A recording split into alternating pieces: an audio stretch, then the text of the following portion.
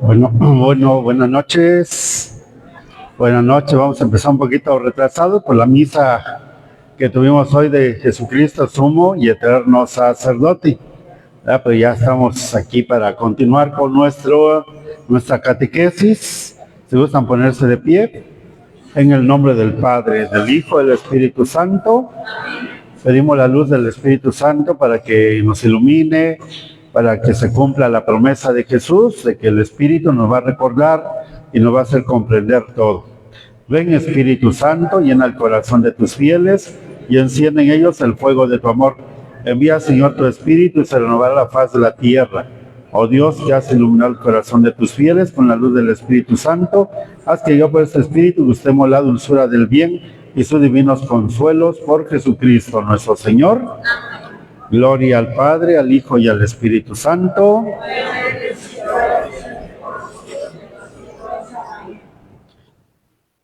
Bueno, vamos a continuar con esta catequesis. Ojalá por ahí vayan repasando estas diapositivas, por si hay alguna duda, algo que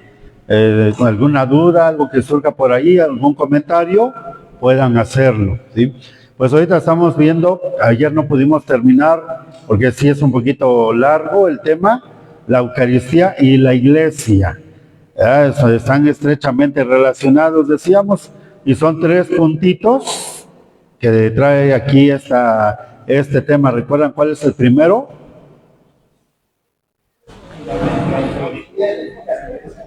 ¿Mande? La Eucaristía edifica la Iglesia. ¿La segundo? No, apostolicidad de la Iglesia y de la Eucaristía. ¿Y el tercero que vamos a ver?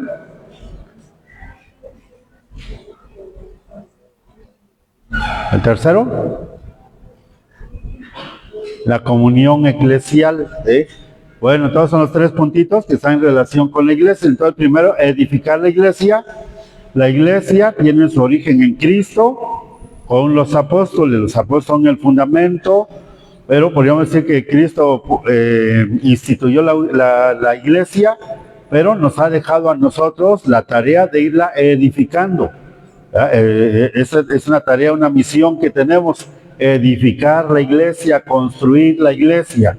Claro que al frente de esta tarea están los sucesores de los apóstoles, ¿sí? Y para edificar la Iglesia, pues tenemos los medios que Cristo mismo dejó, la oración, la palabra de Dios, los sacramentos, ¿verdad? Todo eso, y luego también lo que nosotros tenemos que organizarnos, que tenemos que trabajar para que se vaya construyendo nuestra Iglesia.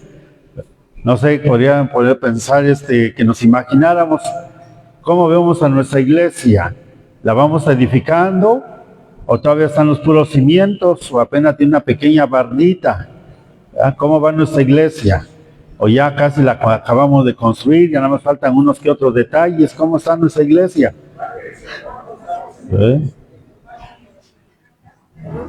Yo creo que son muy optimistas, yo ya soy un poquito más pesimista. Creo que apenas íbamos levantando unos cuantas, como cuando se ponen los cimientos y 2, 3 hileritas de ladrillo apenas. Bueno, esa es mi percepción. Aquí se vale cada quien su percepción, ¿verdad? Aquí, pues le digo, cada uno, cómo vemos, ¿verdad? Que bueno que algunos ven que casi la terminan, pero algunos vemos todavía como que falta demasiado, ¿sí? Porque aquí edificar la Iglesia no es de unos cuantos, es de todos los bautizados, ¿sí? Entonces, pues yo creo que es mi percepción, pienso que todavía nos falta demasiado, pero porque no le hemos echado ganas, ¿verdad? Porque pues dentro de los bautizados muchos apáticos, indiferentes, ¿verdad? Y a veces los que estamos colaborando nos distraemos en pelearnos, nos distraemos en otras cosas, ¿verdad? Así como algunos albañiles que, ¿verdad?, en lugar de trabajar están platicando, están echándose sus chelas.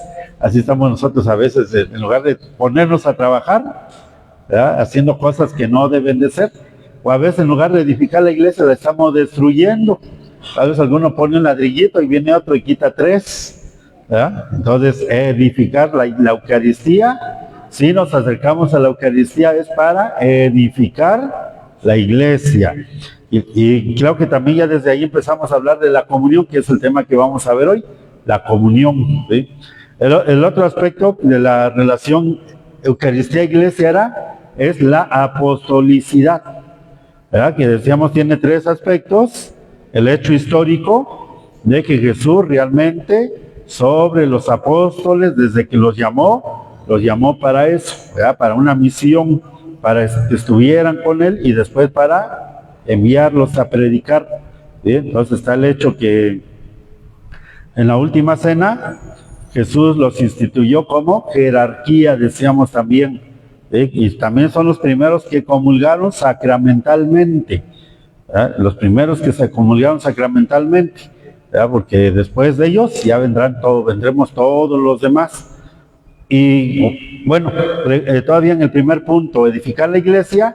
¿Para qué edificar la iglesia? No nada más para que tengamos una iglesia bonita y ahí, sino también tiene una misión: ser luz. Recuerden, es luz de la nación, el lumen gentium, ¿verdad? Para que por medio de nosotros atraigamos a aquellos que no creen para que también se salven, para que también encuentren la salvación.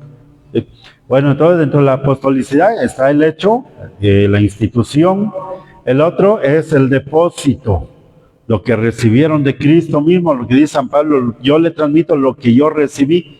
Es el depósito de la fe que va pasando de generación en generación sin ser alterado, pero sí va actualizándose, porque no es un depósito muerto, ¿sí? Es algo que va dando vida y que se tiene que actualizar, pero es intocable, ¿verdad? No tenemos que alterarlo, ¿sí? Entonces está, por eso en la Eucaristía, los que estamos al frente de ella, tenemos que ser fieles a como nos piden las normas litúrgicas, que celebremos la misa. Por ahí creo que ayer, los miércoles, el Papa tiene audiencia pública, y creo que el tema de ayer era la liturgia, y por ahí está circulando lo que pide el Papa, que los que tenemos la responsabilidad de celebrar la misa, seamos fieles a las normas litúrgicas, porque si no, la misa puede ser inválida, porque entonces ya no es la misa de Jesús, es mi misa, ¿verdad? Porque yo me siento más capaz que Jesús y soy más creativo que Él. Entonces no, tenemos que apegarnos a los libros litúrgicos. Y finalmente, el otro aspecto de la apostolicidad es la sucesión apostólica, ¿verdad? La sucesión, es decir, todos los que continúan la obra de Jesús es porque han recibido el orden sacramental, el orden sacramental que viene de los obispos para los presbíteros, y los que son ordenados obispos tienen que venir designado por el sucesor de Pedro, ¿sí? Y por ahí habíamos quedado más o menos, hacía grandes rasgos para no repetir todo. Pues lean las diapositivas, y si van surgiendo alguna duda que no quedó claro, ya me van diciendo. Entonces la tercera parte de este tema de Iglesia Eucaristía o Eucaristía Iglesia es la comunión eclesial, o una eclesiología de comunión. Después del Concilio Vaticano II se insistió mucho en esta eclesiología de comunión, porque antiguamente se tenía una idea de iglesia. ¿Quién era la iglesia? El Papa, los obispos, los sacerdotes, ¿verdad? Esa era la idea. Es más, cuando la idea de la palabra iglesia también nada más se refería al templo, ¿verdad? Al lugar donde se reúne la comunidad. Yo me acuerdo de mí, todavía me tocó un poquito, hablar de iglesia era el templo, o el Papa y los obispos. Ya creo que en nuestro tiempo ya hay más claridad que todos nosotros somos iglesia. Yo soy iglesia, ustedes son iglesia, cada uno somos iglesia. Pero como decía ayer, no somos, para ser iglesia no tenemos que estar aislados, solitarios, ¿sí? Tenemos que integrarnos en la comunidad. Ayer también decíamos, una comunidad no es nada más estar reunidos un montón de gente. sino la comunidad implica cercanía, conocimiento, ¿verdad? Organización, trabajo, todo eso implica ¿cómo se llama? La comunidad. Bueno,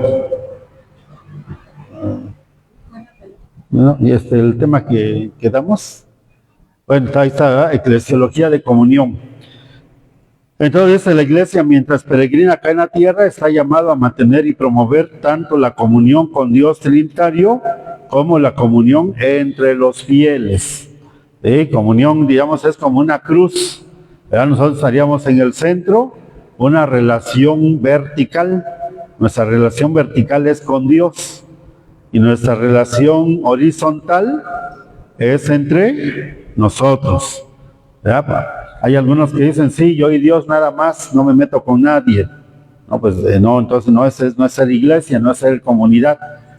Ser iglesia, tener verdadera fe, nuestra comunión con Dios y nuestra comunión entre nosotros, ¿verdad? Como si fuera una cruz, comunión con el Dios Trinitario y comunión entre nosotros. La siguiente.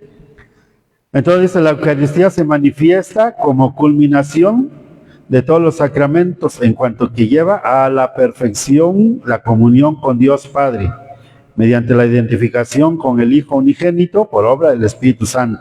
Aquí en un primer momento va a hablar primero de nuestra relación con Dios, luego hablará de la relación entre nosotros. Entonces la Eucaristía nos lleva a esta comunión perfecta con la Santísima Trinidad, no solamente con Jesús, ¿sí? Entonces con las tres divinas personas, ¿sí? Porque donde está una persona están las otras dos, y si no está alguna, no está ninguna, ¿sí? Entonces las tres siempre están en comunión. Entonces ese es el modelo que debemos de seguir nosotros los cristianos, ¿verdad? Si Dios es comunión, también nosotros aprender a vivir en comunión. Por eso también, para los que no pueden comulgar sacramentalmente, o aparte, o si comulgamos sacramentalmente, también no debemos de descuidar nuestra comunión espiritual. Dice, felizmente difundida desde hace siglos en la iglesia y recomendada por santos maestros de la vida espiritual. ¿Verdad? Entonces, la comunión espiritual, pues lo vamos a hacer con la oración, pero también, sobre todo, cuando buscamos a Jesús en el sagrario, cuando está expuesto el Santísimo, ¿verdad? Entonces, para que podamos, por ejemplo, yo cuando se hizo esta capilla que tenemos acá, mi idea era que se pudiera estar el Santísimo expuesto todos los días, todo el día, ¿verdad?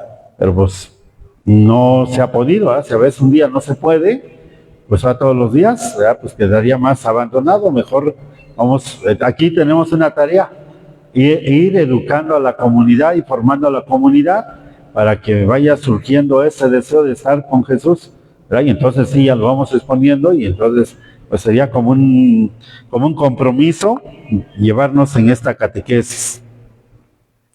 La siguiente, la iglesia tiene dos aspectos, una realidad visible y una espiritual. Por ejemplo, los hermanos separados no niegan, rechazan una iglesia visible. Existen solamente la iglesia espiritual, ¿verdad? ¿En qué consiste esto? Lo vamos a ver, ¿sí? Dice, el sacramento expresa este vínculo de comunión, sea en su dimensión invisible, que en Cristo y por la acción del Espíritu Santo nos une al Padre y entre nosotros, ya sea en la dimensión visible, que implica la comunión en la doctrina de los apóstoles, en los sacramentos y en el orden jerárquico. Diríamos que en el orden invisible es pues algo interior de cada uno de nosotros, sobre todo, ¿verdad? Ahí no podemos juzgar, ahí cada uno sabemos, solamente Dios y yo sé cómo estoy en mi interior, ¿sí? Porque a veces nos atrevemos a juzgar a los demás, ¿sí? Entonces ahí no tenemos, cuando se trata de algo interior, ¿verdad? De algo muy propio de cada quien, solamente Dios es el que tiene mirada profunda, que ve nuestro interior, nuestro corazón, y nosotros, nuestra conciencia, somos los que sabemos realmente cómo estamos, ¿verdad? Ahí nadie más sabe más que yo, ¿sí?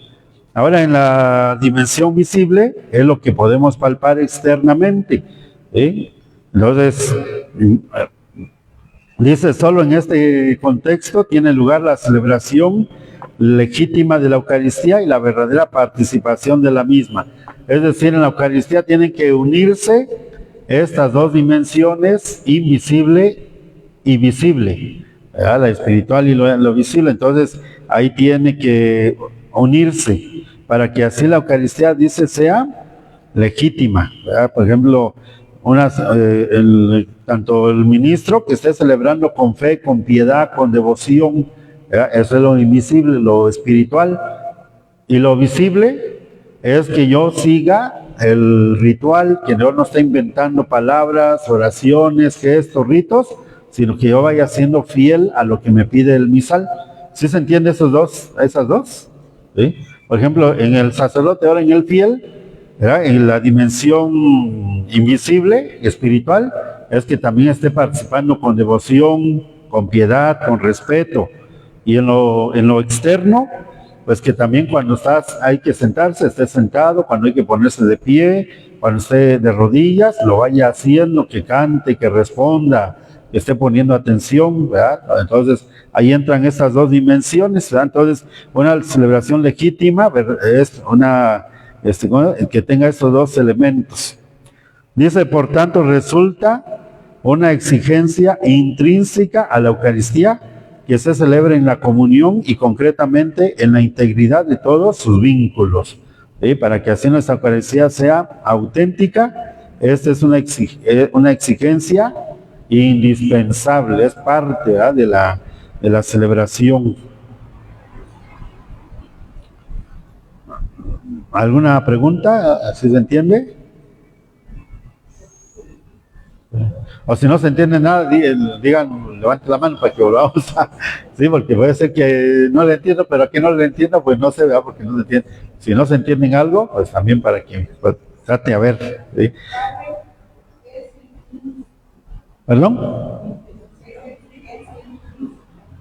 Intrínseco es que lo lleva en sí mismo.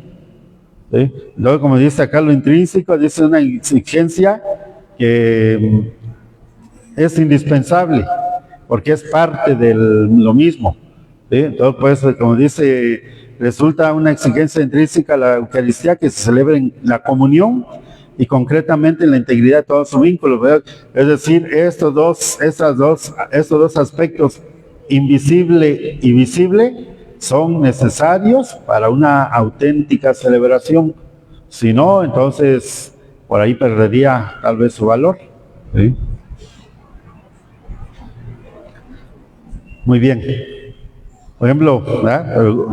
Esa palabra yo creo que no, la mayoría casi no lo sabe, ¿verdad? Y nadie preguntó más que así también, si surge alguna, pues preguntar. Está como,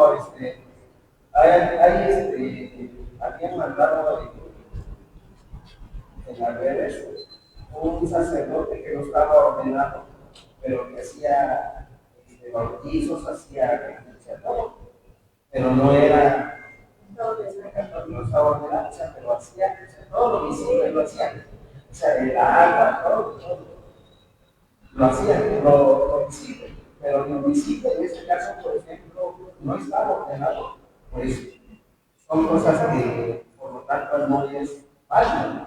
Exactamente, muy bien el ejemplo, ¿ah? Por eso dice, estos dos elementos son indispensables. ¿Sí? Por ejemplo, entonces, ayer decía también que hubo un tiempo que se dijo, pues no es necesario un ministro ordenado porque hay laicos que están bien capacitados. ¿Sí? Entonces sí, hay laicos muy capacitados y que pueden hacerlo mejor que el que está ordenado. Pero aquí no es una capacidad humana, ¿verdad? Es un don que se recibe en el orden sacerdotal.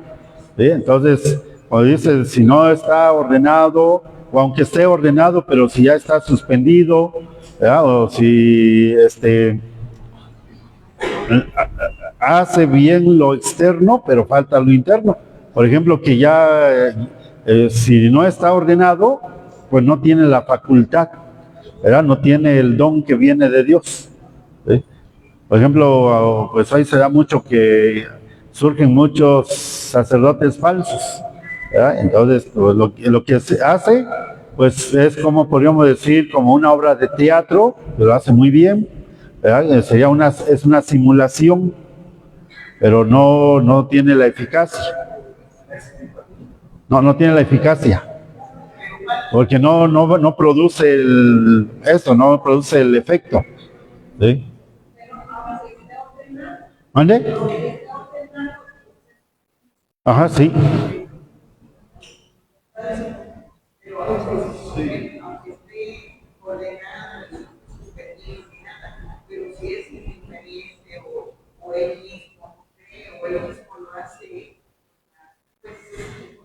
Por rutina puede ser, a veces puede hacerse por rutina. En este caso, aquí también en la doctrina de los sacramentos, por eso se dice que hay una frase en latín que se dice ex opere operato. Entonces, mientras esté haciendo correctamente como están las normas, aunque tal vez a veces lo caiga en rutina, sí es eficaz.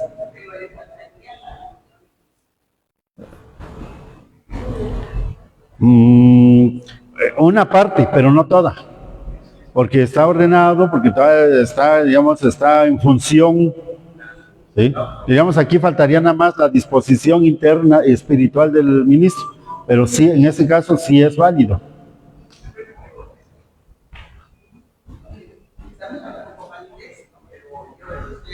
Sí, que sería como que faltaría para que sea, como dice acá, para que sea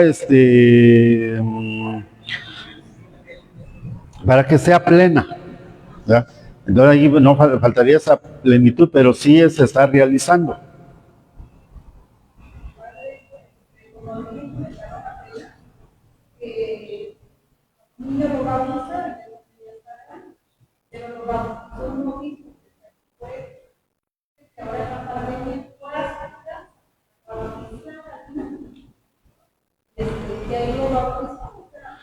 Pues son esos que andan ahorita, por ejemplo, que vinieron la vez pasada acá el 2 de febrero.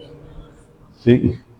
Entonces no están de la iglesia, nuestra iglesia católica no es, ¿verdad? Entonces, pues, de hecho, pues nosotros cuando nos traen bautizo o algún sacramento decimos no es válido, ¿verdad? Aquí no tiene que repetir, sino más bien tiene que realizarlo para que realmente quede ya bautizado, confirmado, todo, pero no es válido.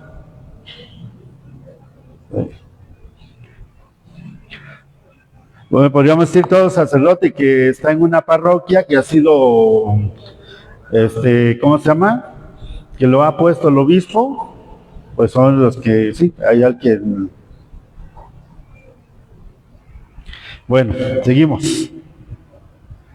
Ahora de la comunión invisible.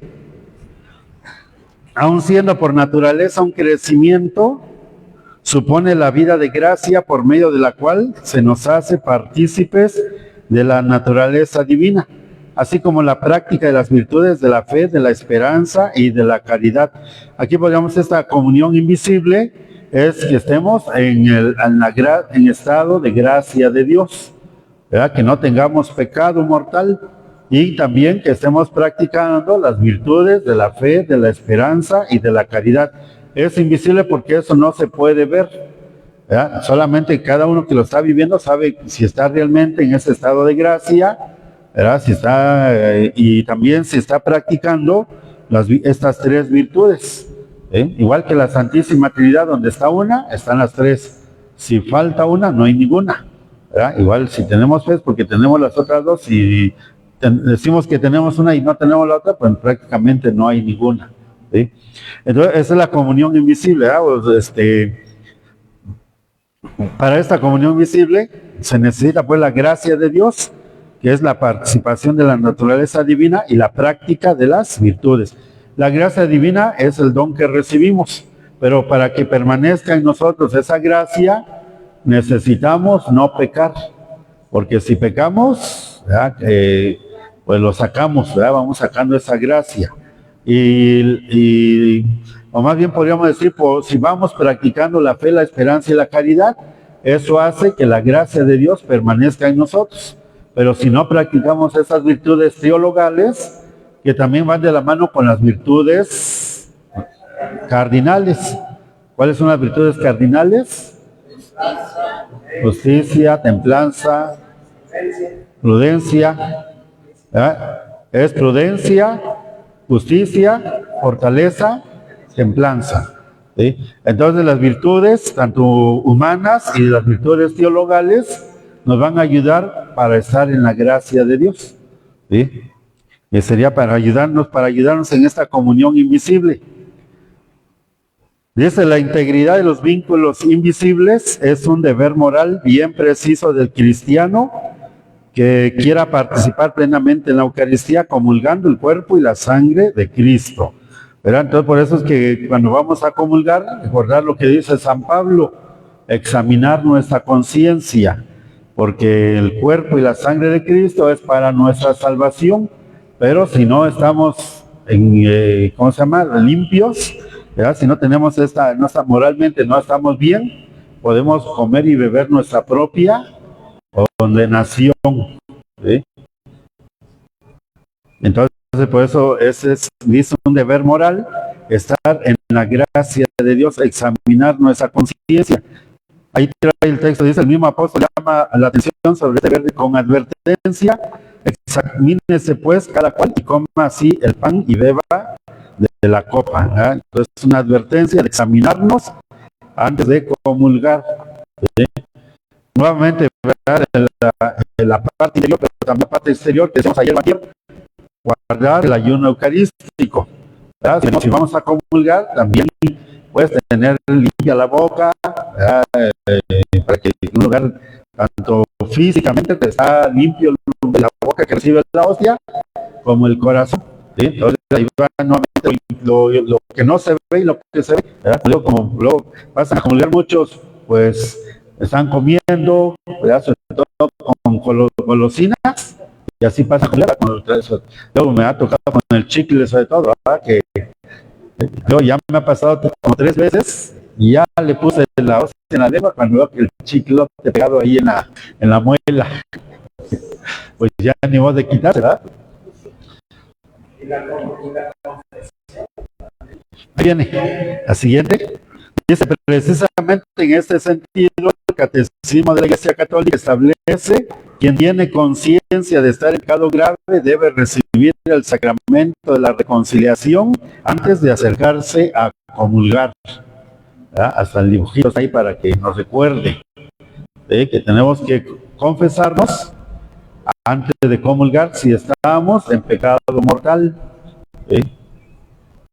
¿Qué pasaría, por ejemplo, si llega una persona que está en las facultades mentales y se forma para comulgar y el sacerdote le da la comunión? ¿Es válida o no es válida? ¿Qué pasaría? Ha pasado y ha pasado, creo que aquí también ha sucedido. Por eso yo ya les había recomendado anteriormente, cuando vean que alguien se acerca así, pues tratar de disuadirlo para que pues no llegue hasta donde estoy, porque luego ya ha sucedido que a veces luego quedan grabados y vienen los comentarios, ¿verdad? Que padre malo, pues más santo que es. Como digo aquí, en las cuestiones visibles, que va a decir más tantito, en lo visible, el sacerdote sí puede negar la comunión. Cuando ve algo visible que no está bien, en lo visible, yo no me puedo ver, no conozco la conciencia, decía. ¿Sí? Yo no sé si el que está comulgando está en estado de gracia o no, pero viene externamente, viene bien. Yo no puedo negar la comunión. Pero que alguien se acerque en estado alcohólico, tal vez está en estado de gracia, pero ese día se pasó de las copas, pero viene en estado alcohólico, no le puedo dar la comunión, ¿verdad? No se le puede dar ningún sacramento se le puede dar a alguien que viene alcoholizado, porque parece que ha pasado que, sobre todo en las bodas, ¿verdad? El novio ya va, pero bien servido, y se quiere casar, ¿verdad? No se puede, ¿verdad? O sea, ningún sacramento se puede dar si la persona está alcoholizada, ¿sí? Entonces, si se acerca un indigente, con caridad, con amor, pues decirle que no puede recibir la comunión, ¿verdad? y platicar con él, decir, ya hizo su comunión y todo, no más jalar y salte, y no tampoco, ¿ah? Porque no falta que también alguien vaya a hacer eso y lo jala y lo saca, ¿verdad? No, ¿verdad? Con mucha caridad acercarse y hacerle ver, ¿verdad? Porque a veces pasa que piensa que es pues galletas y eso, ¿verdad? Y por eso también se forma, ¿verdad? Entonces ahí con mucha caridad, a alguien, algún laico, algún colaborador sobre todo, acercarse ¿verdad? Y así con mucha caridad para que hacerlo ver que no puede comulgar. En el caso, por ejemplo, ¿no? Que el sábado estuviera tomado, no se le gane el sacramento. Entonces, si el novio llegara alcoholizado, tomado, y es una boda, ¿será válido el sacramento del matrimonio? El sacerdote no debe de darle el sacramento. ¿Pero si lo convence? No. No, pues ya sería, creo que sería inválido, no. ¿No? A menos que el sacerdote no se dé cuenta, pero aquí también no sé el grado de alcoholismo que tenga, si es consciente de lo que está haciendo, pero no, por eso si el sacerdote se da cuenta, no debe de realizarlo. Aunque todo esté preparado, pues que siga la fiesta. Que siga la fiesta y otro día que venga a hacerlo.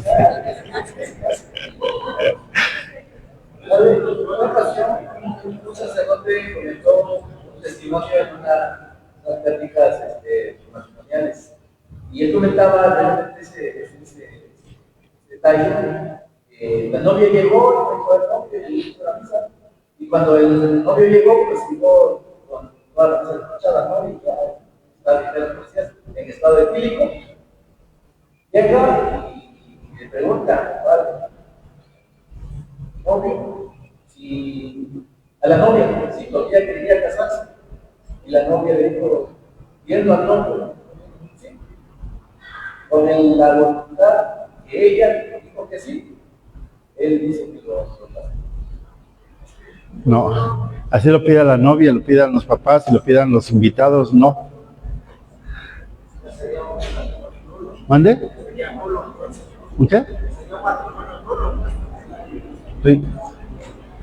No, ahí el sacerdote, luego en esos casos, porque aquí yo no estoy juzgando su interior, cómo está en su corazón, lo que estoy viendo. Y esto que estoy viendo, no, o sea, aquí no lo permite la liturgia. No es que yo, sino la liturgia. ¿Perdón? No escuché.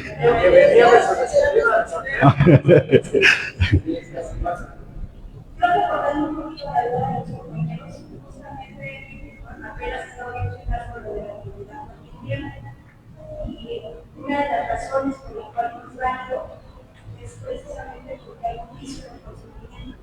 Por ejemplo, cuando somos menores de edad, en este caso, porque está permitido, realmente por la química del cerebro no hay una conciencia para decir que sí, por eso es que el sacerdote le lleva el cabo, se puede declarar nulo. Así es. Sí. Entonces no es lo que me digo, no es acá el criterio del sacerdote. Ya es la liturgia la que está marcando eso, ¿sí? Con eso ya va quedando un poquito claro que nos referimos a lo invisible y a lo visible, ¿verdad? Ya ven que en la práctica hay mucho de eso, ¿sí? No, se entiende que debe de venir bien, o sea, bien debe de venir porque viene algo serio, ¿verdad? Algo sagrado. ¿Sí? Pero también es que te tengas chance con alguien que llegas con nada. Pues dice que sí. ¿Mande? No, que estaban diciendo que una novia dijo que sí, aunque venía así.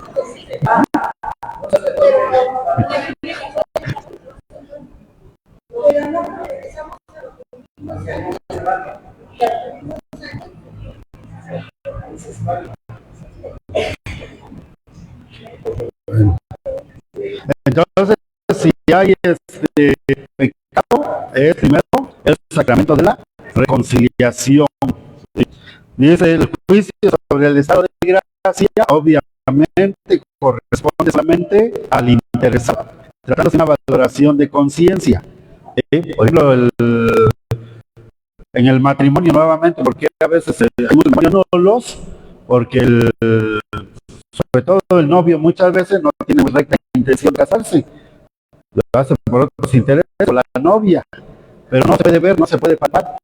Entonces ahí el sacerdote pues viene, se entiende que viene con buena intención, los casa el sacerdote, pero por el que no hay una recta intención en ellos, es donde el sacramento también es inválido. ¿Sí? Pues hay una parte de la religión que dice, ha pedido por soporte de abundancia, nada. Pero le digo, cuando no hay una recta intención, yo digo sí. Ya no voy a decir que no, voy a decir que sí. Antes que los obligaban a casarse, embarazada, ¿no? Sí, pues por eso antes los papás eran, perdonando la palabra metiches, pero ahí sigue habiendo papás metiches y padrinos metiches que vienen a hablar por los novios, ¿no? Son los interesados. ¿Sí?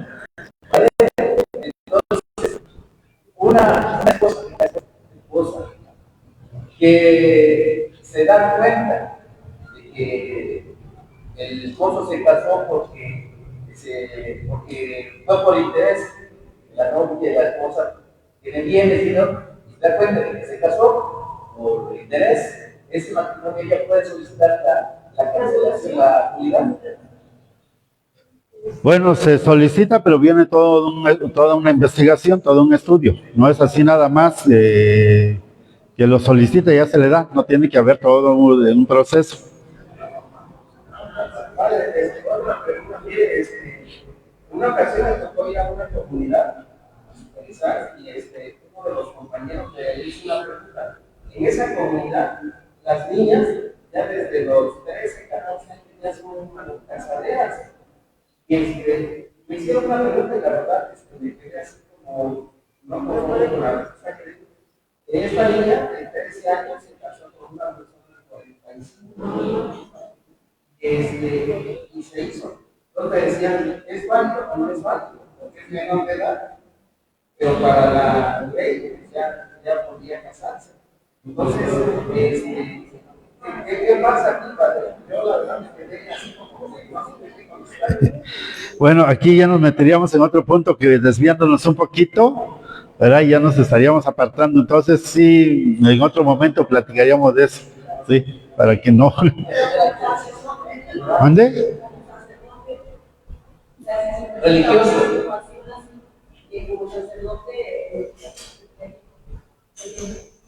Bueno, actualmente cuando hay casos así se se dice una dispensa al obispo.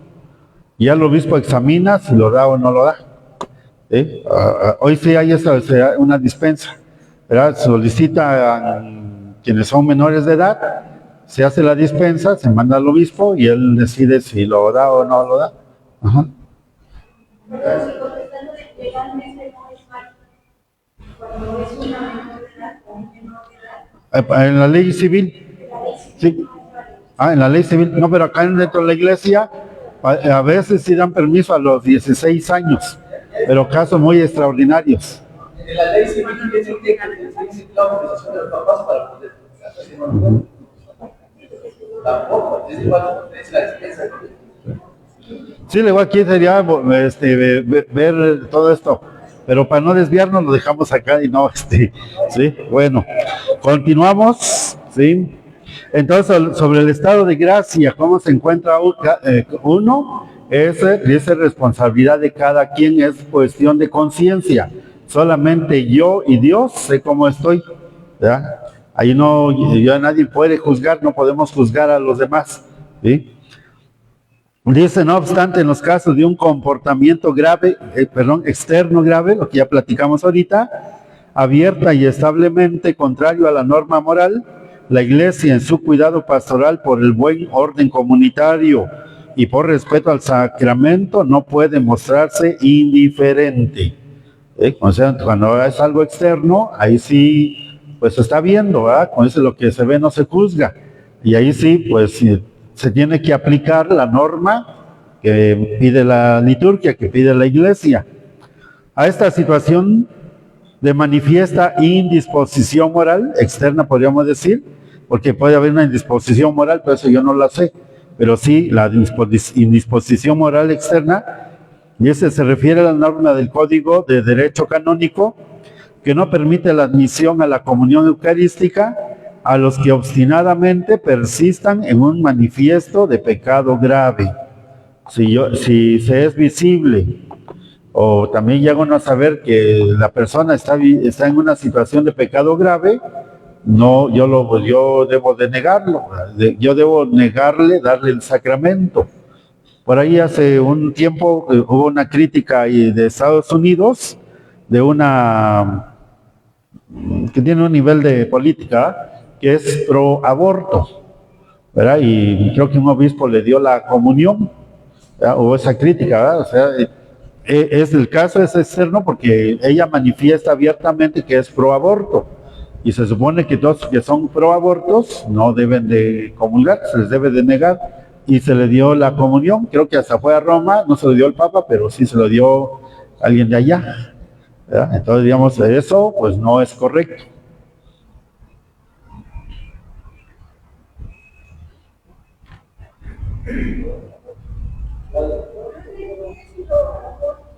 A favor del aborto. Sí. ¿Mande?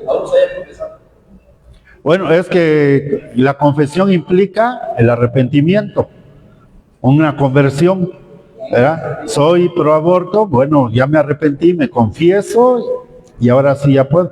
Pero en este caso no, se sigue promoviendo. Sí. Pero también como cada sacerdote va a saber los pecados. No, es que esto sí era público. Sí, esto sí es público. Pues que es una persona pública, famosa, ¿verdad? Son de los... y son de Estados Unidos, pues, ¿no? Que tienen... Entonces no es algo, ya que alguien sea pro aborto, pero no lo manifiesta abiertamente, yo no sé. Entonces, pues, la comunión, aunque ahí, pues, no está bien porque no está en orden a lo que está el deseo de Dios. ¿Sí? Bueno, dice la comunión eclesial también es visible. Están plenamente incorporados a la sociedad, que es la iglesia, aquellos que teniendo el Espíritu de Cristo, ¿eh?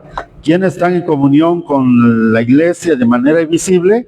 Aquellos que teniendo el Espíritu de Cristo, es decir, bautizados, confirmados, comunión, ¿verdad? Comenzando con el sacramento de iniciación, aceptan íntegramente su constitución. Aceptamos a la iglesia como Cristo la fundó, con todos los medios de salvación establecidos en ella, y están unidos dentro de su estructura visible. La estructura visible es la jerarquía, el Papa, el obispo, los sacerdotes, toda la estructura que tiene nuestra iglesia. A Cristo, dentro de su estructura visible, a Cristo, que la rige por medio del sumo pontífice y de los obispos mediante los lazos de la profesión de la fe, es decir, una fe íntegra, no esto me gusta y esto no me gusta, sino la profesión de fe íntegra, de los sacramentos también, que yo pues reconozca y confíe en los sacramentos, en el gobierno eclesiástico y de comunión. Esos elementos comportan la comunión visible con la iglesia. Lo interior es que yo esté en estado de gracia, que yo practique las virtudes humanas, las virtudes teologales, que yo lleve una vida pues de santidad, de la comunión invisible. Y la comunión externa es que yo acepte lo que Cristo dejó en la iglesia, estableció en la iglesia y sigue estableciendo por medio de los sucesores de los apóstoles. ¿Sí? Porque, como digo, no es lo que con Cristo ahí terminó lo que la organización de la iglesia, sobre todo, más bien comenzó. ¿Sí? Entonces lo que tenemos hoy, o muchos dirán, es que eso no está en la Biblia. Pues no está en la Biblia porque eso ha ido surgiendo, ¿verdad? Pero con la autorización de Cristo, que le dio autoridad a sus apóstoles y a los sucesores. Así como resumiendo esta parte anterior, esta comunión eclesial, que aquí está todo junto, como sacándolo para que se entienda un poquito, dice, la siguiente, la comunión eclesial visible es la dimensión humana y social de la iglesia. Es la dimensión humana social, es comunión en la fe, adherirse, profesar íntegramente las enseñanzas y el evangelio. Por ejemplo, hoy en nuestro tiempo, pues muchos ya no aceptan la integridad de la fe, sobre todo los dogmas. Muchos odian los dogmas, ¿verdad? Les aborrecen los dogmas. Como le decía yo ayer, ¿verdad? Uno por ahí dice, Cristo mandó a evangelizar, no a enseñar dogmas. Pues no sé qué entienda por evangelización, porque la evangelización implica toda la vida de la iglesia, ¿verdad? Toda la doctrina, toda la liturgia, todas las normas, todo eso implica la evangelización, no nada más lo que está escrito en los 4 evangelios, ¿verdad? Ahí tiene su punto de partida, pero ¿no? Luego la comunión sacramental, participar de los mismos sacramentos, los 7 sacramentos, ¿verdad? Que claro que no podemos recibir todos los 7 sacramentos, ¿sí? Pero que sí los reconozcamos y los valoremos. Por ejemplo, los hermanos separados, algunos nada más tienen el bautizo y reconocen el sacerdocio y la Eucaristía, pero no como lo entiende la iglesia, ¿verdad? Ya tienen su propia doctrina. Entonces, nosotros la doctrina católica de los sacramentos, teniendo a la Eucaristía como signo supremo de unidad y de vida espiritual. Y la comunión jerárquica, lo que decíamos ayer, ¿verdad? La apostolicidad, sobre todo la parte de la sucesión, mantener la unidad en el gobierno de la iglesia bajo la guía de los pastores legítimos y el Papa. Entonces, eso es lo que hace que haya una comunión visible, ¿verdad? Porque yo acepto todo esto que pues Cristo nos ha dado por medio de sus apóstoles. ¿Sí? ¿Sí se entiende? ¿Sí? Bueno. Dice, no se puede dar la comunión a una persona no bautizada. Para empezar, debe de estar bautizada. Por ejemplo, a veces hoy en nuestro tiempo tenemos que preguntar, ¿verdad? Sobre todo a jóvenes, porque hay muchos jóvenes, sobre todo cuando hacen sus 15 años, ¿verdad? Uno a veces no sabe y el sacerdote le da, como digo, lee ese video que el sacerdote le pone la hoz en la boca, lo saca, lo queda viendo como diciendo, ¿qué es esto, no? Y pues, ¿verdad? Entonces, preguntar, ¿y es tu comunión? Ya está, ya tienes tus sacramentos, ¿verdad? Entonces, porque si no, eso no es visible, ¿verdad? Eso no sea el sacerdote. Cuando hay una duda, mejor pregunte, ¿verdad? A veces me pregunto, cuando un niñito muy chiquito se acerca a comulgar, le pregunto si hizo su comunión, ¿verdad? Porque por lo regular casi no, ¿sí? Entonces ya lo hizo. Entonces no se puede dar comunión a una persona no bautizada o que rechace la verdad íntegra de la fe sobre el misterio eucarístico, ¿verdad? Si no cree en la Eucaristía, pues ¿cómo se le va a dar la comunión? ¿Sí? Debe de creer, ¿verdad? Lo que ya hablábamos anteriormente. Padre, en el caso, por ejemplo, de la masonería, los masones, por ejemplo, no creen en que Dios es creador, creen en el arquitecto, dicen el gran arquitecto del universo, el gran arquitecto ordenador, ¿no? Dios no fue creador ordenador.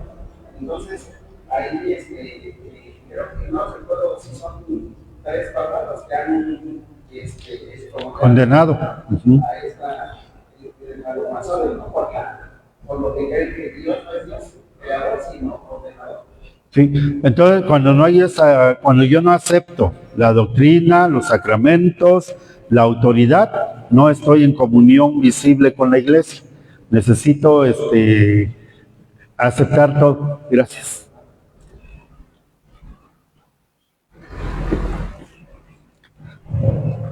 Porque esa comunión, tanto espiritual, invisible como visible, viene, digamos, si la Eucaristía no me lleva a la comunión es porque estoy en eso, ¿verdad? Si no, pues no puede haber esa comunión. Dice, Cristo es la verdad y da testimonio de la verdad. El sacramento de su cuerpo y su sangre no permite ficciones. No permite que, ¿cómo se llama? Ambigüedades, ¿verdad? No permite así, partecita sí, partecita no. ¿Sí? Es íntegro.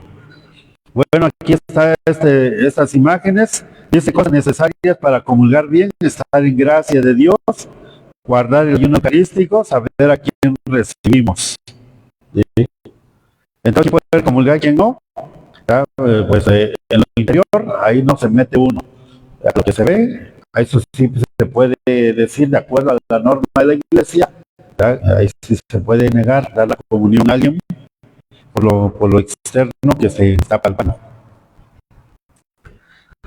El sacrificio eucarístico, aún celebrándose siempre en una comunidad particular, no es nunca celebración de esa sola comunidad. Ya decía ayer, la liturgia es acción de Cristo y de la iglesia. No hay misas privadas. Bueno, acá dice una comunidad particular, pero una misa particular, muy particular mía, no hay. ¿Verdad? Que sean mis 15 años para mí solito, no. La misa siempre es de la iglesia, es de Cristo, de Dios y para la iglesia. ¿Sí? Entonces, no hay así particulares, especiales, ¿verdad? Todas son especiales. A veces la gente, uno a veces viene, quiere una misa para un bautizo, unos 15 años, así, pero yo le digo a la gente, no es especial, ¿verdad? Es una celebración que se les puede hacer, pero reconociendo que es de la iglesia, ¿sí? Sí se puede hacer, sí, y se hace, ¿verdad? Pero diciendo la gente no es ni particular ni especial, ¿sí? De esto deriva que una comunidad realmente eucarística no puede encerrarse en sí misma como si fuera autosuficiente, sino que ha de mantenerse en sintonía con todas las demás comunidades católicas. Entonces, la comunidad es siempre, una verdadera comunidad eucarística está abierta, está en relación con las demás comunidades, ¿verdad? Por eso yo insisto siempre en lo parroquial, ¿verdad? Entonces, por eso, por ejemplo, acá en la Pascua, lo vivimos de manera parroquial. Por ejemplo, la semana eucarística, ¿verdad? También vamos de manera parroquial para que nos ayude a esa integración de la comunidad, ¿sí? Porque algunos dicen, si no es en mi capilla, yo no voy. Pues entonces eso ya también rompe la comunión, ya no hay esa comunión externa, ni aquí entrarían los dos, ¿verdad? Ni visible ni visible, ¿sí? Entonces, si yo verdaderamente quiero estar en la gracia de Dios, no solamente no pecar haciendo cosas malas, sino también el hecho de aislarme. Recuerden que hay pecados de omisión, ¿sí? Entonces el hecho de yo aislarme, hacerme a un lado, ya es un pecado, y más bien ya es egoísmo, es que... entonces es estarnos integrando siempre cuando haya una posibilidad de integrarse a la comunidad, eso tenemos que ir haciendo. Entonces una verdadera comunidad eucarística está abierta a las demás, está en sintonía con todas las comunidades católicas. La comunión eclesial de la Asamblea Eucarística es comunión con el propio obispo y con el romano pontífice, ¿verdad? Por eso es que en la plegaria se menciona siempre al Papa, al obispo diocesano, al auxiliar o al tutor, el que esté en la diócesis, ¿sí? Entonces, porque desde la antigüedad viene, no recuerdo ahorita, el Santo Padre decía, donde está el obispo, está la iglesia. Si no hay obispo, no hay iglesia, ¿sí? Entonces, por eso es que el obispo, él administra el sacramento de la confirmación. Como dijo Jesús, confirma a tus hermanos, ¿sí? Entonces el obispo es esencial en la iglesia, ¿sí? Aunque a veces, ¿no? Entonces siempre es el punto, es el signo de comunión, ¿verdad? El obispo es signo de comunión, y en la iglesia universal el Papa es signo de comunión. ¿Hasta aquí algún comentario? Bueno, dice la Eucaristía crea comunión y educa para la comunión. Las dos cosas, la Eucaristía, la celebración, crear comunión, ¿verdad? El hecho de reunirnos, de celebrar la Eucaristía juntos, y también nos va educando, nos va formando, ¿verdad? Para aprender a vivir en esta unidad, en esta comunión. San Pablo escribía a los fieles de Corinto, manifestando el gran contraste de sus divisiones en la asamblea eucarísticas con los que estaban celebrando la cena del Señor, ¿verdad? Dice, pues, no, quién sabe cómo serían esas cenas, de tal manera que parece que era también como un tipo convivio, pues algunos se adelantaban, cenaban, hasta se emborrachaban, y a otros los pobres los dejaban marginados, ¿verdad? Entonces, ¿qué tipo de comunidad es esa? Una comunidad donde yo voy seleccionando a mis amistades, donde no me llevo con todos, nada más con los que me agradan, mis amiguitos. ¿Ya? No, pues no. ¿Sí? Por eso yo siempre los invito cuando hay algo, un evento parroquial, porque aunque salga yo de mi comunidad, pero no suelto al que siempre le dicen llavero, ¿verdad? No suelta mi llavero. No, ese soltar al que con el que diario estoy, integrarme con otras personas, ¿sí? Entonces, es integrarnos, ¿sí? Para que hagamos la comunión. Y las divisiones, que no faltan las divisiones, ¿verdad? El diablo siempre es lo que más le encanta, y más si lo hace en la iglesia, ¿verdad? Y lo malo es que yo estoy colaborando con el diablo. Yo me presto para crear la división, ¿verdad? Es lo peor, ¿sí? Y es un pecado contra la comunión. Si estamos viendo que la comunión es importante, fundamental, y yo estoy colaborando para que se rompa la comunión, es un pecado grave. ¿Sí? Entonces, porque a veces tal vez lo hacemos de manera inconsciente, entonces sepamos pues de que crear división es pecado mortal. El chisme, la crítica, ¿verdad? Todo eso. Consecuentemente, el apóstol les invitaba a reflexionar sobre la verdadera realidad de la Eucaristía con el fin de hacerlos volver al espíritu de comunión fraterna. Ahí está la primera carta de Corintios. Entonces tenemos que escuchar constantemente a San Pablo para tomar conciencia de la comunión, ¿sí? Otro aspecto para crear la comunión es la misa dominical, ¿verdad? Que está como obligación para todos los fieles. Recuerden también que es pecado mortal no asistir a la misa. Aunque hoy en nuestro tiempo lo hemos suavizado, aún los mismos pastores a veces decimos, bueno, pero no, ¿verdad? Es que no es lo que yo crea, es lo que me dice la iglesia. La iglesia lo tiene como pecado mortal, a menos que haya un impedimento grave. También cuando hay un impedimento grave no es pecado. Para las personas mayores que están enfermitas ya no es pecado si no pueden venir el día domingo. Para ellos creo que sí es válida la misa por Face, o si no pueden verla, hacer el rosario, leer la Biblia. Para ellos ya es válido eso, ya no es pecado mortal porque ya no. Pero si estoy bueno y sano y le doy prioridad a otras cosas y no a la misa, ahí sí es pecado mortal. Sí, padre, otra duda. Es pecado no ir a misa, por lo mismo. Pero hay algunas personas que llegan a veces a mitad de misa, ya pasando la misa, y se van directo a veces a comulgar. ¿Van a la misa? Pues ya no, ¿verdad? Porque es Bueno, aquí yo creo que también hay personas que siempre van a misa, que algún día se le hizo por alguna circunstancia acá, tuvo un impedimento grave, pues no tuvo culpa, entonces pues no. Pero si ya no va a misa y cuando va llega tarde, pues entonces no. Las personas que luego llegan, entran un ratito y se salen. Pues no. Y están ahí afuera. ¿Sí? Y luego regresan. Hay algunos que llegan, entran un ratito, se salen, vuelven a entrar, pues están entrando y saliendo. Pues no están en misa, ¿sí? O aunque llegue a buena hora, está en misa, está acá, pero está con el celular, pues no está, ¿verdad? Tiene que participar como debe de ser, ¿sí? Entonces, por eso dice, los pastores les corresponde el deber de ofrecer a todos la posibilidad efectiva de cumplir este precepto, ¿sí? Entonces, nuestra obligación de sacerdotes es la misa dominical. ¿Ya? Haya o no haya intención, es un deber, una obligación nuestra, ofrecer acá en la parroquia, pues, está apoyando acá don Donaldo, 2 comunidades que no puedo, era Punta Vizcaya, que no tiene, Peñita, pues ahí también hay mucha resistencia a veces, no, aunque vaya yo a misa, no va la gente, ¿verdad? Entonces, primero, es de obligación del sacerdote ofrecer, pero si hay misa, el deber de los fieles es asistir a la misa, ¿sí?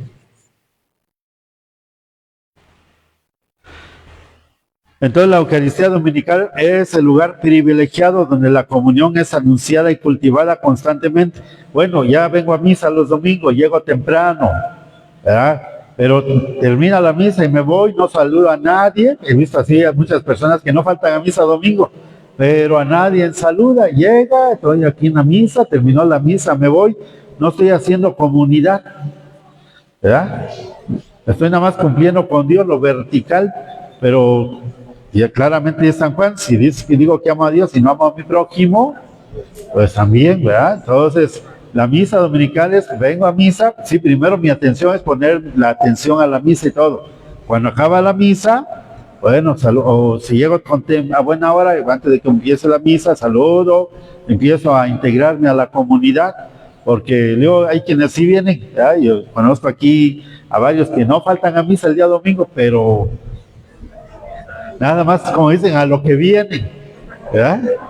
Pero aquí venir a misa también implica integrarme a la comunidad, ¿sí? Conocernos, ¿verdad? Tratarnos.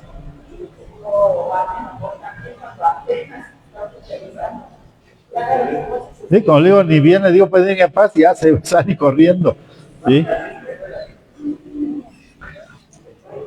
Entonces la misa dominical es el lugar privilegiado, pero como debe de ser, para crear comunión, donde lo anunciamos y lo cultivamos. Pero si llego y me salgo luego, pues que no, ya no está funcionando. Precisamente a través de la participación eucarística, el Día del Señor se convierte también en el Día de la Iglesia, que puede desempeñar así de manera eficaz su papel de sacramento de unidad. Recuerden, ayer vimos en la edificación de la iglesia, se edifica para ser sacramento de unidad, ¿verdad? Con Dios y con todo el género humano.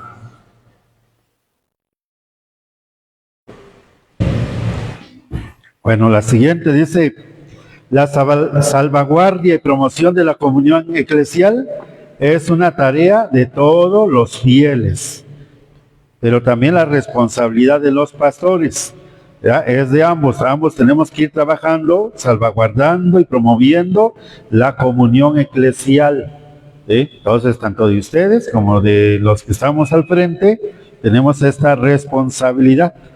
¿Sí? Ahí está el dibujito, está el obispo, está la comunidad, ¿verdad? Todos así, tenemos que ir creando comunión.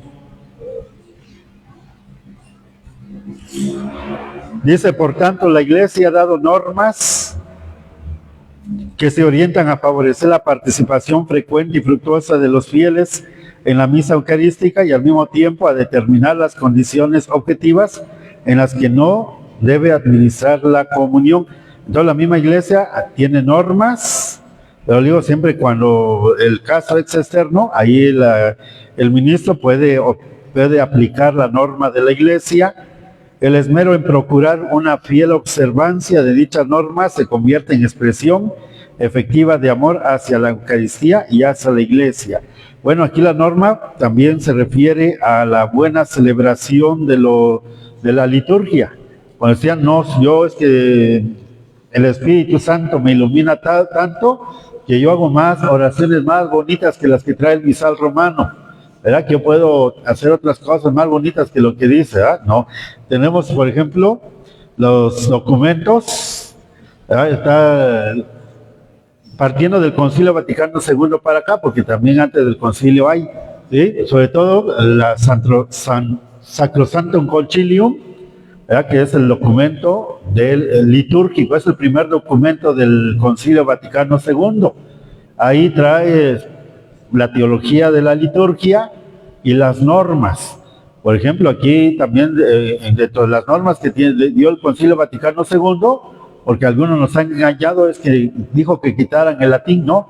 Que se conserve el latín y sobre todo en el Señor ten piedad, en el Gloria, en el Credo, en el Padre Nuestro, ¿sí?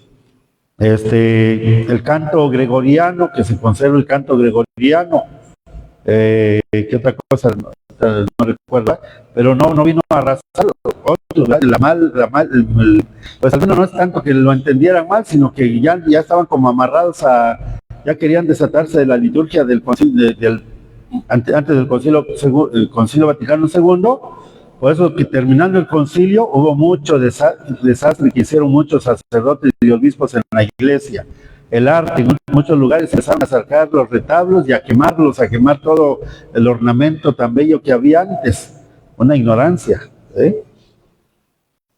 El misal romano, que es el que usamos, han habido varias ediciones, ¿verdad? Que se han ido algunas modificando. De hecho, el misal romano tiene una que se llama Instrucción General, está dentro del misal, lo tienen todos los misales romanos. Debemos saberlo, porque ahí nos va indicando cómo vivir la liturgia, ¿verdad? Todos los aspectos de la liturgia ahí están, ¿verdad? Entonces, para que también ustedes cuando gusten pueden pasar y pedir el misal romano para leerlo, está en internet también, ¿verdad? Pues, es Instrucción General del misal romano, para que no solamente el sacerdote, ¿verdad? Entonces, si ustedes como laicos saben y ven que el sacerdote está haciendo algo contrario, pues padre que no aquí dice que es así, ¿sí? Está otro que ya lo había anunciado el Papa Juan Pablo II, ante los abusos sacó la Congregación para el Culto Divino y el de la disciplina de los sacramentos, esta instrucción llamada Redemptionis Sacramentum, donde nos da las normas, casi de puras normas, no tanto de doctrina, de normas. Creo que en alguna ocasión ya lo vimos, también está en internet, lo pueden checar. Está otro que es la liturgia y la piedad popular, ¿verdad? Entre los que me acordé.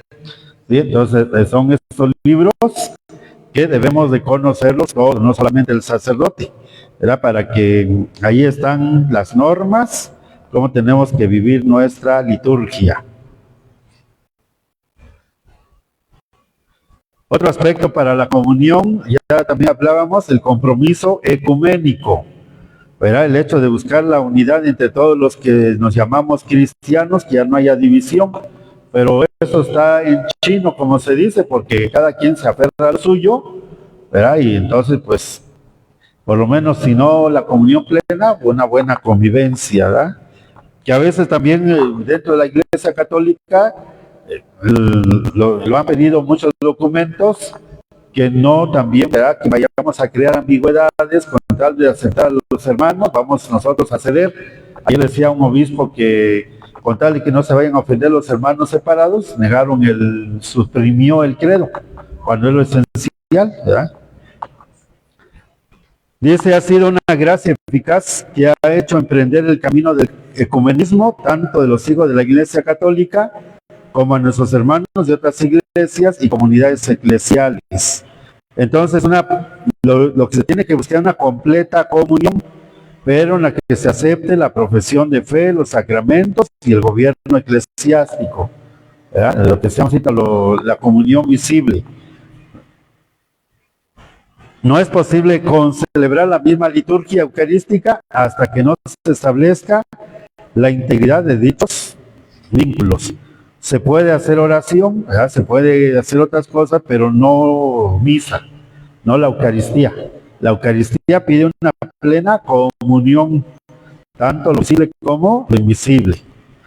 Dice una concelebración, sin estas condiciones no sería un medio válido y podría revelarse más como un obstáculo a la consecución de la plena comunión, ¿verdad? Y esto llevaría a ambigüedades, ¿verdad? A que los fieles pues se pregunten o queden confundidos, ¿verdad? Entonces, da lo mismo ser católico, ser protestante, ¿verdad? Yo digo que eso crearía en muchos, ¿verdad? Que no conocen bien la fe, pues ya entonces, pues dice, pues me da lo mismo ser católico que ser protestante, ¿verdad? Porque pues lo mismo están haciendo, están juntos.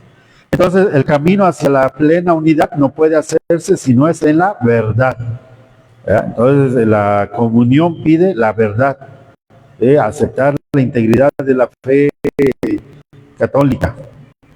En este punto, la prohibición contenida en la ley de la Iglesia no deja espacio a incertidumbres en obediencia a norma moral proclamada por el Concilio Vaticano II. Aunque ya actualmente pues ha habido mucho desorden en este aspecto, muchos, como dicen, se van saltando las trancas y pues ya se está haciendo todo un revoltijo, ¿sí? Entonces hay que tener cuidado. Por ejemplo, acá tenemos unas imágenes, está, parece que es obispo porque tiene un solideo, está un sacerdote y está una sacerdotisa. En la otra está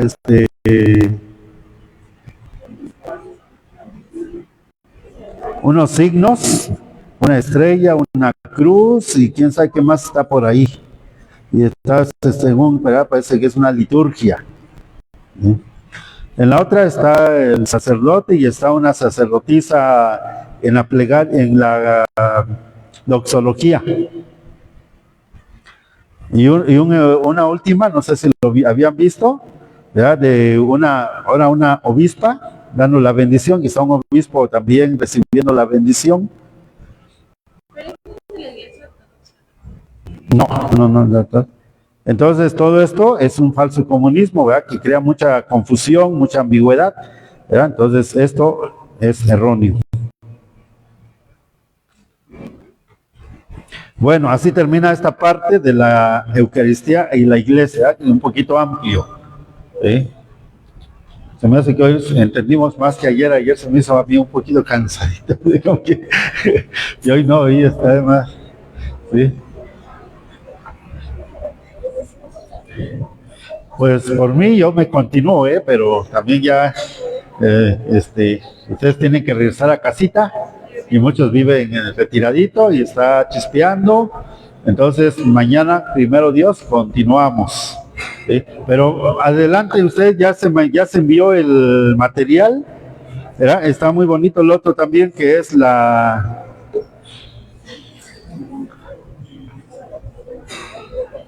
el decoro de la celebración, sí, porque luego últimamente se ha descuidado como Judas, ¿por qué vamos a gastar tanto en esto habiendo tantos pobres?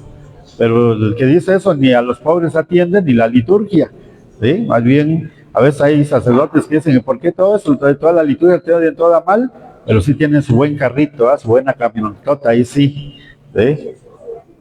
Entonces, es cuidar el decoro de la liturgia, porque es donde se hace presente lo sagrado. Pero vayan adelantando ya para que mañana podamos ir un poquito más rápido. Si ya traen, ustedes más bien ya lo vieron y ya tienen dudas, tienen comentarios, podemos irnos más rápido, ¿sí? Bueno, pues terminamos. Damos gracias a Dios por este momento, para que nos ayude a vivir mejor nuestra fe, para que la Eucaristía nos lleve a una verdadera comunión, tanto en lo invisible como en lo visible, para que así, ya, como decía Jesús, Él esté en nosotros y nosotros estemos en Él. Dulce Madre, no te alejes, tu vista en nosotros no apartes. Ven con nosotros a todas partes y nunca solo nos dejes, ya que nos proteges tanto como verdadera Madre. Cúbrenos con tu manto y haz que nos bendiga el Padre, el Hijo y el Espíritu Santo. Amén. Bueno, vamos a recordarles que el lunes ya iniciamos nuestra semana eucarística. A las 8 de la mañana el lunes se expone el Santísimo y en la tarde las procesiones que va a la comunidad con la hora santa y la misa. Buenas noches.